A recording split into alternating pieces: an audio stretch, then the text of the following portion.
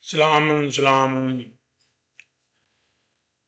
So today we are going to discuss what is Al-Bayt al-Mamur. So actually I have received this request from one of our viewers that I should give one lecture on this, what is a Bayt al-Mamur. So after this lecture again we will recontinue series of lectures regarding the Musas and Firaun.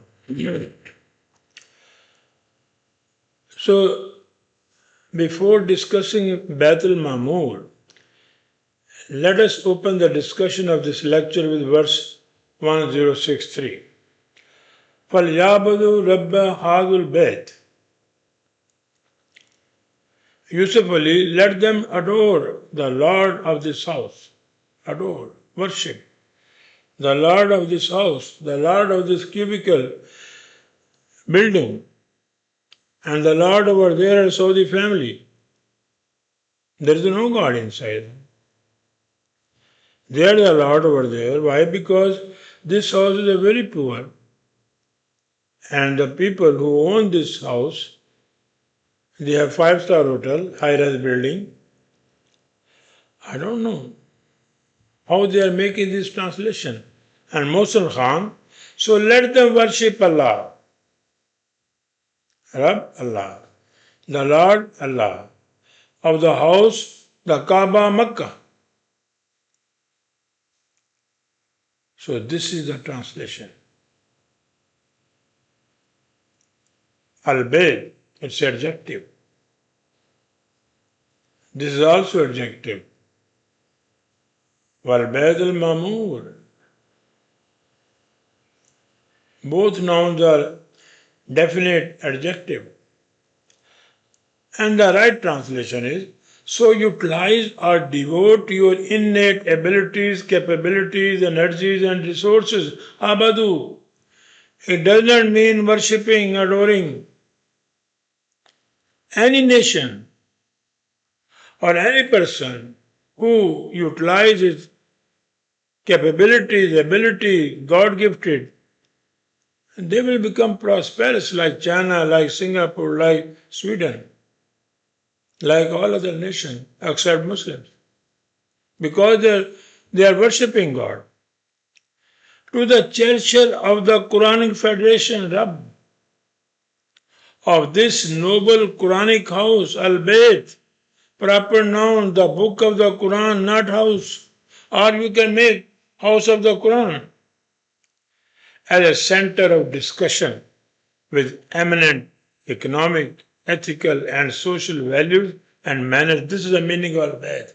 Al-Bayt means the Quranic constitution, the Quranic manners, physical system, ethical system, justice system. It does not mean that the Bayt means the house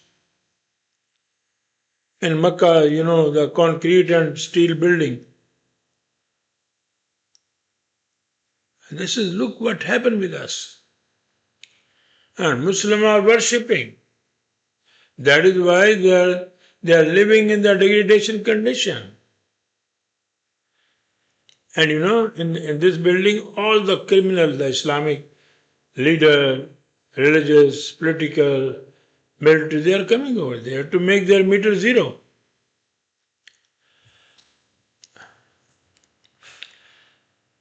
So our translator of the Quran have corrupted the translation of the term Rabba Hazul Bayt. In verse 104, I give you the translation this.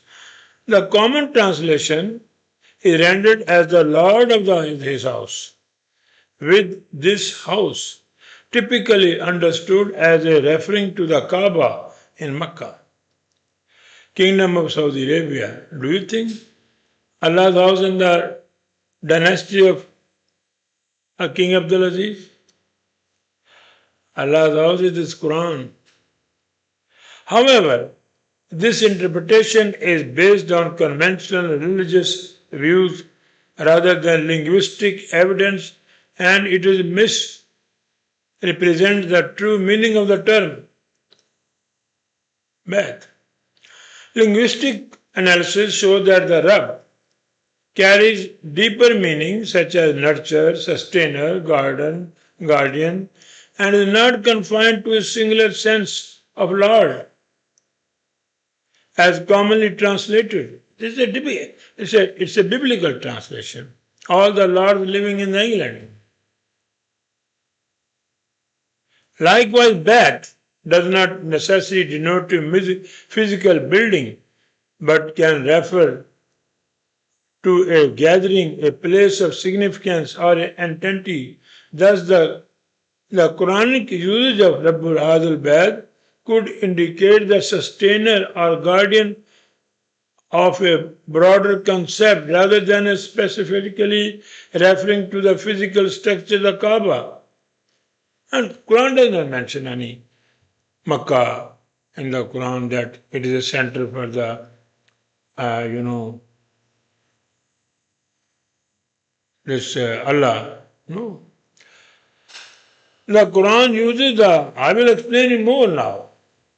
The Quran uses the term Al-Bayt in various verses, and in each instance, it appears in the form of definite adjective noun. Very important. Al-Bayt, definite adjective noun, carrying meaning far beyond the literal interpretation of a physical building. Below are some examples and their alternative interpretation based on the Quranic context. وَإِذَا جَعَلْنَا الْبَيْتَ الْمَثَابَةَ لِلنَّاسِ. They again put the Kaaba, the building, cubic building. It was constructed by Shias. That is why it has been covered with the black cloth, Tar al-Makati. He made this. This reference to the Quranic constitution, a place or a house for bringing abundance, peace, and unity for humanity, not the cubical building in Makkah. It is the Quran, Al-Bayt, proper noun. It is but the values and principles that nurture peace and prosperity, not a physical structure. Washington has the value because of its constitution, not of the building. But Muslims are stupid. They're worshipping, this Kaaba. They put the name Kaaba. Kaaba means lofty rules, eminent rules, honorable rules of the Quran. Then again, another term, Hajjul Bayt. This refers to the concept of the discussion, Quranic discussion center, argument center. It can be anywhere, in your house, in your assembly, in your parliament. House of the intellectual gathering, Hajj, to discuss the constitution Al-Hajj. Not the physical Kaaba. It signifies the persons of guidance and knowledge in line with the Quranic principle. Then the Baytul Haram. This does not refer to the sacred or revered physical cubic structure covered by the black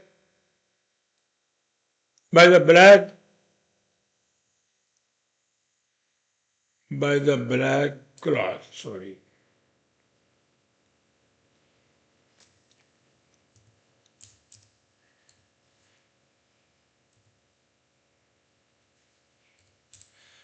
Surrounded by high-rise buildings and luxuries, hotels in Makkah, owned by the royal family. The term symbolizes the sanctity of the principle and the laws of the Quran. This is the meaning of Al-Baytul Haram. Prohibited. The Quran prohibited you from illegal, unlawful activities. Al-Bayt. This refers to a Quranic party or group. It is not Bayt or the Shia sect. It is not Shia sect.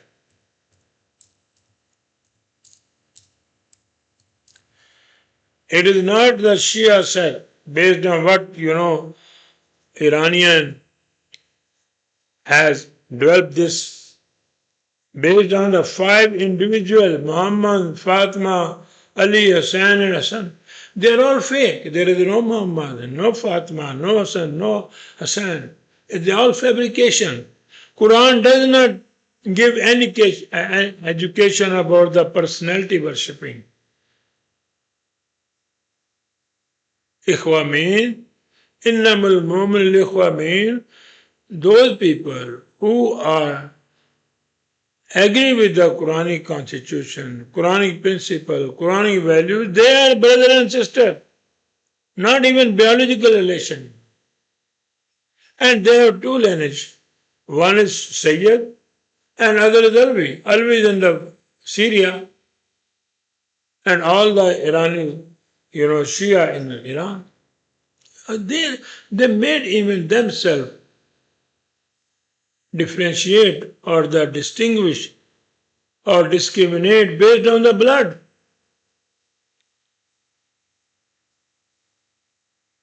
It represented a group that follows the Quranic laws and values rather than a specific family lineage. Baitul Atiq. The term Baitul Atiq does not stand for the ancient house. They have given another name to Makkah. Baitul Haram, Baitul Atiq. Their business is well. It's a sacred and perforce business. Referred to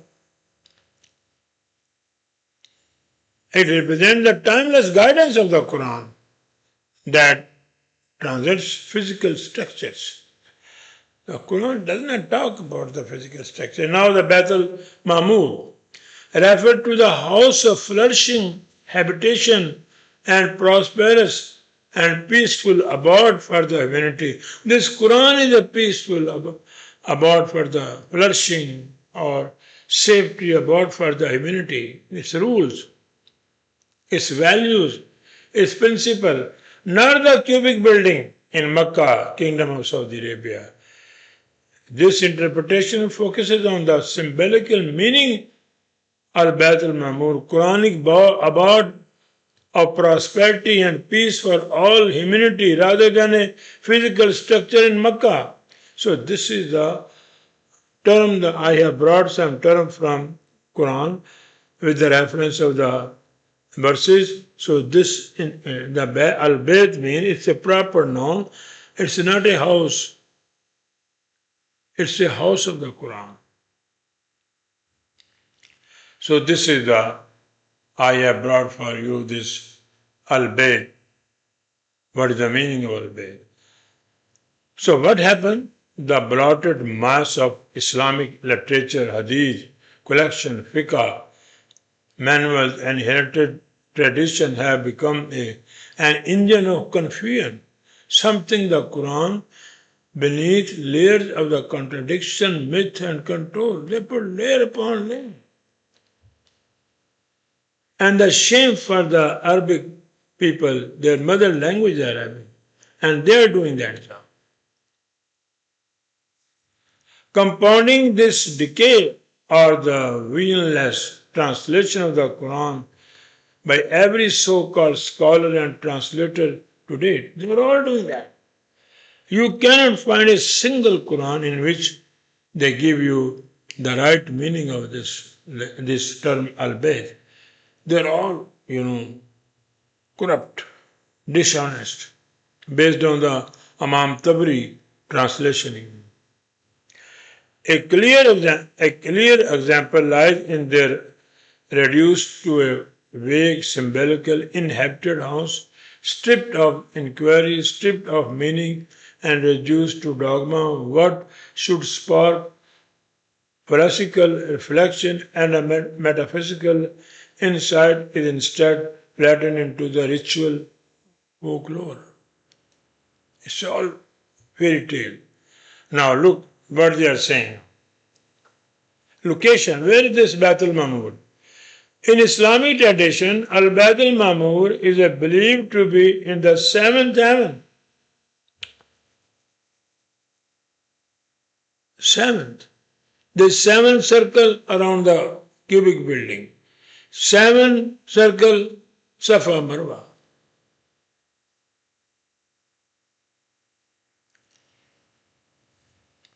Is believed to be seventh heaven. It is a place where angels gather and worship. What you will do now? Now they brought the angel, now they brought the worship, and they brought the seven heaven, and you know there are billions of galaxies, heavenly bodies, planet. They are talking seven. Which level? The space is no level. And then significance. The mention of Al-Bayt Mamur highlights the importance of angels and their constant worship of God. On the seventh heaven, all the angels they are worshipping. This the worshipping has destroyed the Quranic education completely. Because Quran blasts off all type of worshipping, hero worshipping, brand worshipping, Muhammad worshipping, personality worshipping, shrine worshipping. It also connects the earthly realm with the heavenly realm, reminding Muslim of the divine presence in the heavens. What you can do now this? Heavens, divine, seven, angels. They made the joke of this book, you know. Connection to the night journey.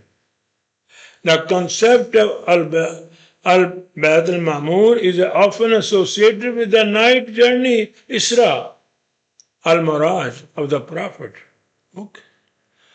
Muhammad, peace be upon, during his journey, the Prophet is believed to have ascended through the heavens, passing through the various levels where he encountered different prophets and angel Jibrail. The house is mentioned as one of the places he visited during this spiritual journey. Now, Sufism has come. Angel has come. What you can do now? And this is from centuries they are doing it.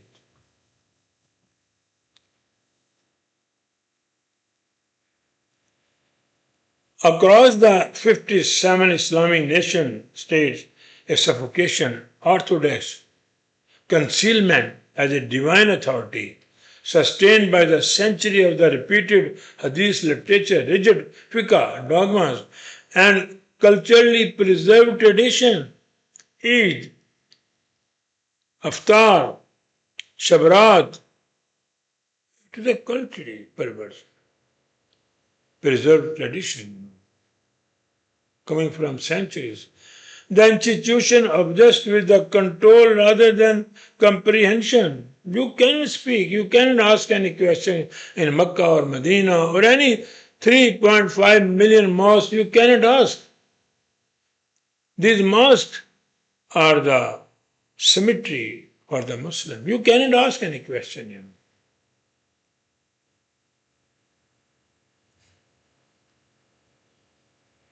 Their collective failure is the most glaring in the treatment of Bayt al-Mamur, a concept of immense cosmic significance reduced by these stagnant scholars to mere heavenly house on the seventh house, seven heavens, echoing myth rather than Quranic education. So this is all, Sufism, Mullahism, all these religious scholars, Zoroastrian, because their prophet also went in the space journey.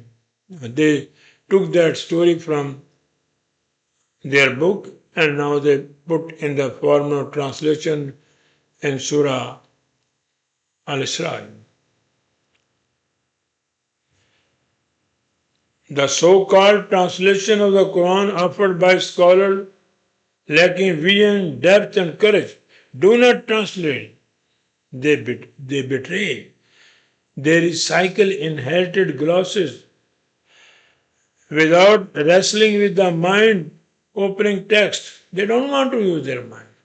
Without daring to think, question or awaken what was meant to be living, breathing discourse with the Quran has been turned into a museum artifact. It's a living fossils, interpreted by the dead or the blind. They recite the Quran near the head of the dead body. In graveyard, in mosque, and the mosque is it's all mosque or graveyard.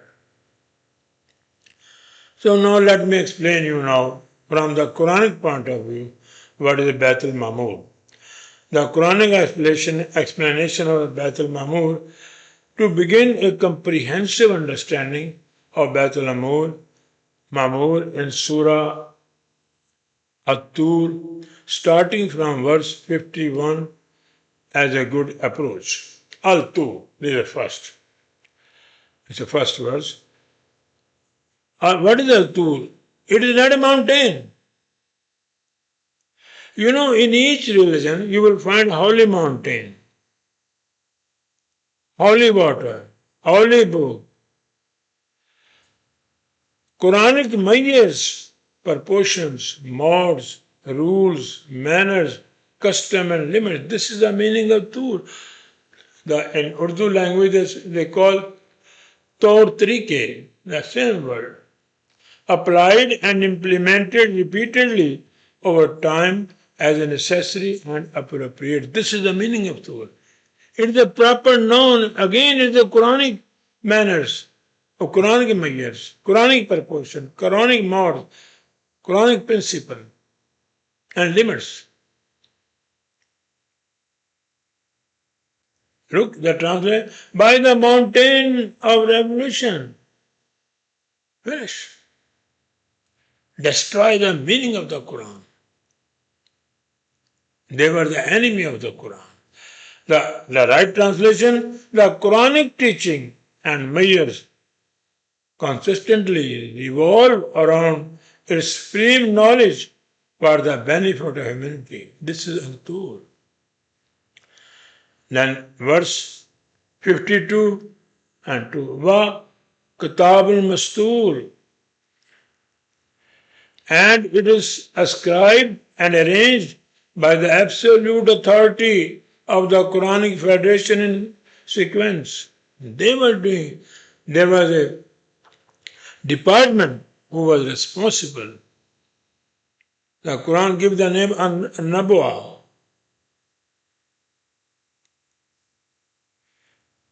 As in Mastur, the written degree, Mastur, writing, judgment or transcript of the Quran, a reference in the phrase and a book. So this is the meaning of Mastur.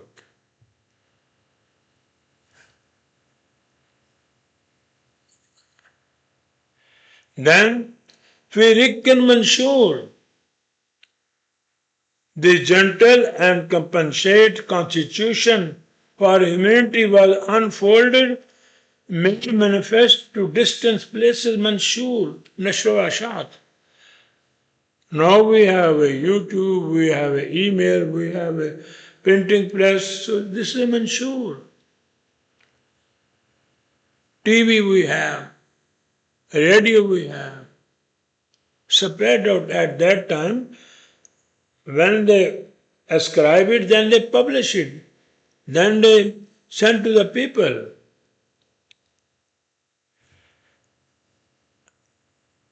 distant places even.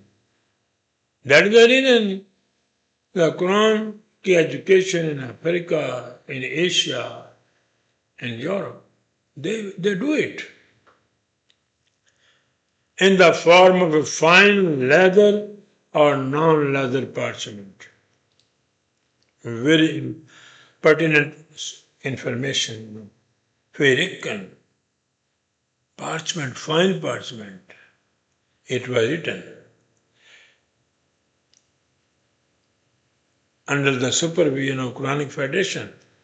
And then Quran gives another important information. The Quran was ascribed and added by the highly knowledgeable people. Karamun Katibin is a plural. And they say that Jibreel, the horse, wing type horse, or the mole which has the wings, he used to come. He came to reveal the Quran. And then they say also that Muhammad was illiterate. He could not write. It's all garbage. There was no Jibreel with wings or like a horse with wings. Nothing like that. Jibreel means the Quranic rule and regulation. Jabbar, Eel. I have given my lecture on that. See that. So this is not one person. Not Muhammad was writing. Karamun Katibin. Honorable people. I can explain you in English, Karam. Honorable, noble, eminent people. They know the language. These scribes fulfill their editorial responsibility, Katibin, with extreme integrity and honor. They want to make sure that this message should be respectable, honorable. They are receiving, they are editing it. And now Quran brought Al-Bayt al-Mamur. Now you clear. It is not a house. This Quran, they scribed, it's a Bayt al-Mamur.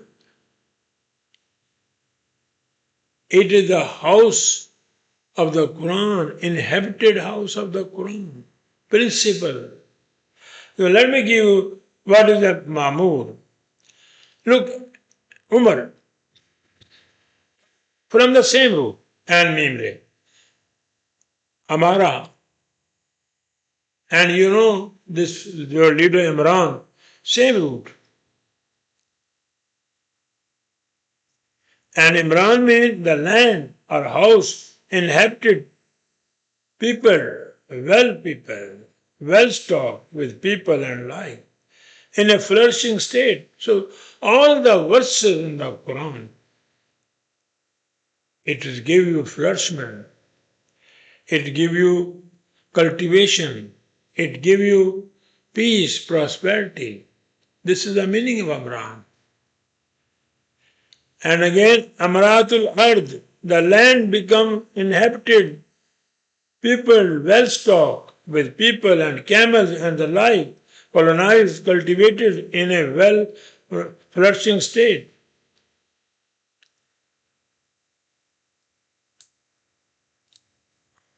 Are in a state contrary to the waste.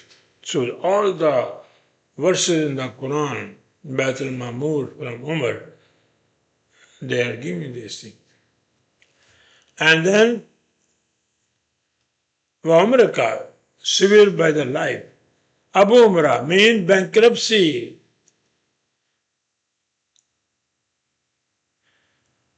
And Umar, and Amr also.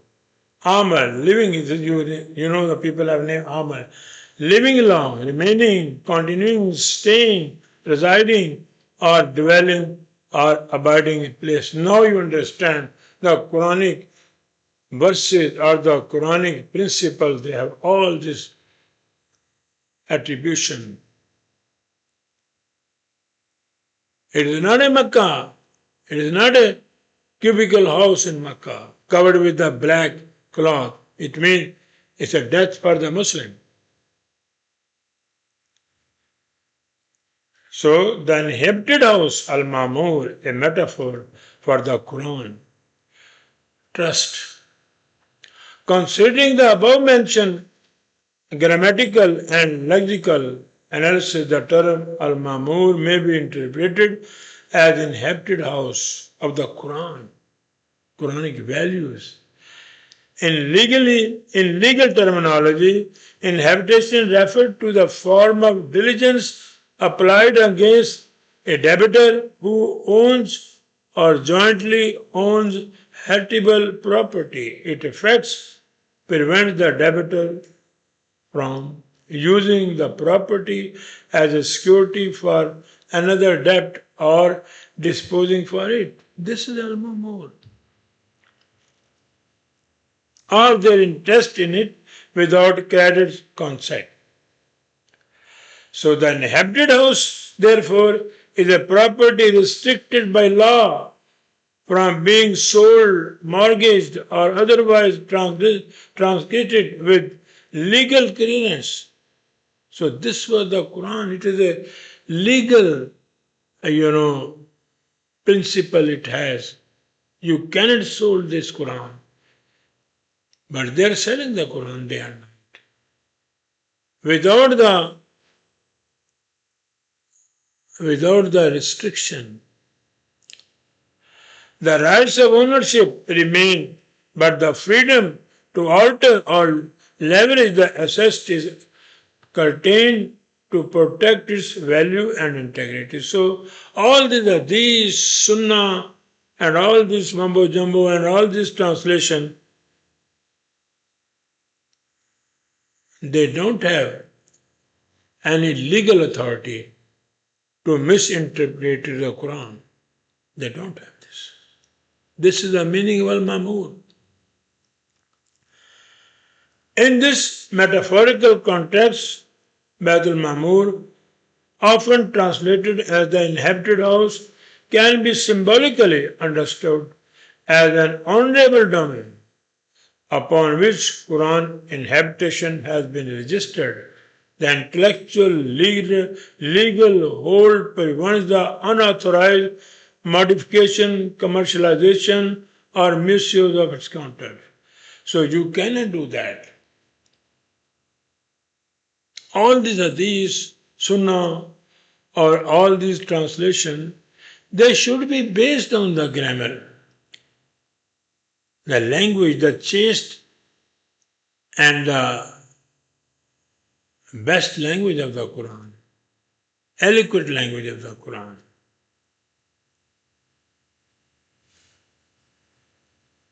The Quran inhabited house. Thus the Quran as an inhabited house represents a noble and protected trust, legally and morally inhabited.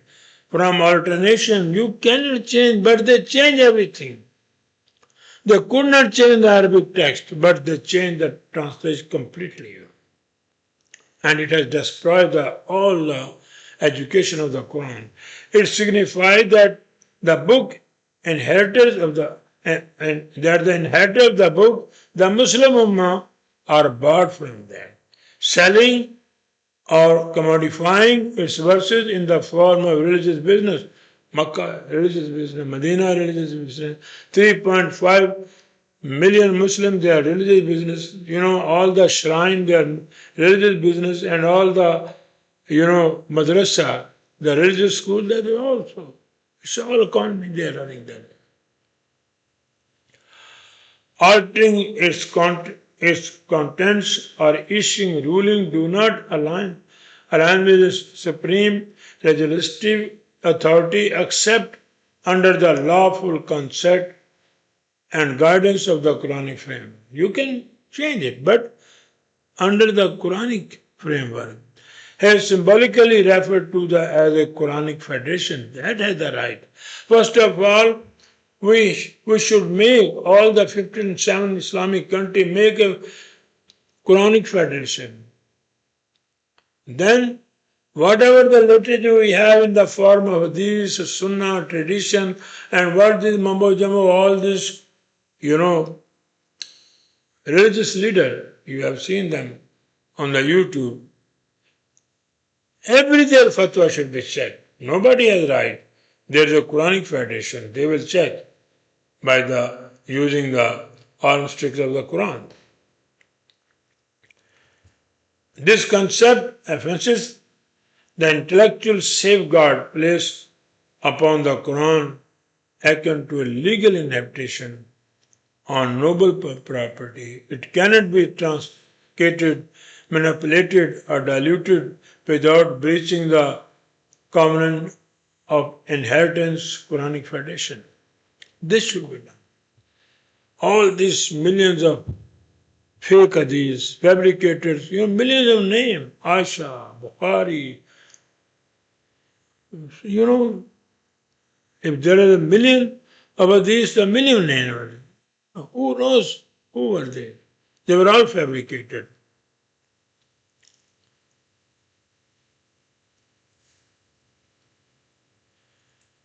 The crutches of unauthorized authority. Unfortunately, in contemporary times, the Islamic Theocracy has commercialized the Quran. Saudi is making billions of dollars. All this in Canada, in America, all these mosques in London, they are making hell of money. They are selling the Quran. Donation, the zakat, fitrana, professionalizing its sale and issuing millions of fatwas through secondary sources like hadith, sunnah, and culture, tradition, with the legal section of the Quranic order. Without that, so many fatwa you have. Millions of fatwa. And if you ask them where is it in the Quran, they said, they don't know. This is the crisis now. They stand in a stark contradiction to the intellectual and educational inhabitation placed upon this noble and generous inheritance. So this is Bayt al-Mamur. Now let me translate it and then send. And its eminent manners, principle, codes of discussion are the noble Quranic house of discussion, not like the UN, is an inhabited house or abode for humanity to prolong life and to bring forth an agreeable flora and peace and safety in the society. This is the Quran, Bayt al-Mamur. Without commercializing the Quran, professionalizing its sale and issuing millions of fatwas through secondary sources like hadith, sunnah and culture, tradition, without the legal sanction of the Quran order. So this is the meaning. And we are doing that. First of all, we convert Bayt al-Mamur, Makkah. How come this is a house of God here? We don't know where is the God.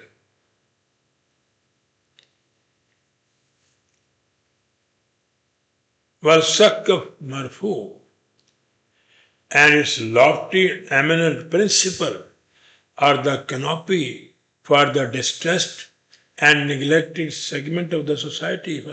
Look, this is the Quran. Make the government. Its lofty principle, eminent principle, give you protection like a canopy, like a shelter, like a shield. And then, wal bahrul masjur, and look the translation, and the ocean filled with swell. And in any kind of destruction or torrent or crisis, economical catastrophe or storm of injustice and corruption, this is al-Bahr. It doesn't mean the sea or the ocean, Bahran, like a ripple moving, coming. In all these crises, economic catastrophe, storm of injustice, its education is like a swarming associate, a passionate, loving body for the humanity. This is al-Masjud.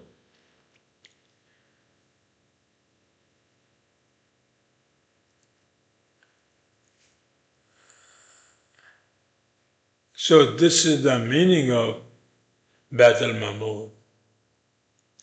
I do hope I will be able to clarify this. It is not a concrete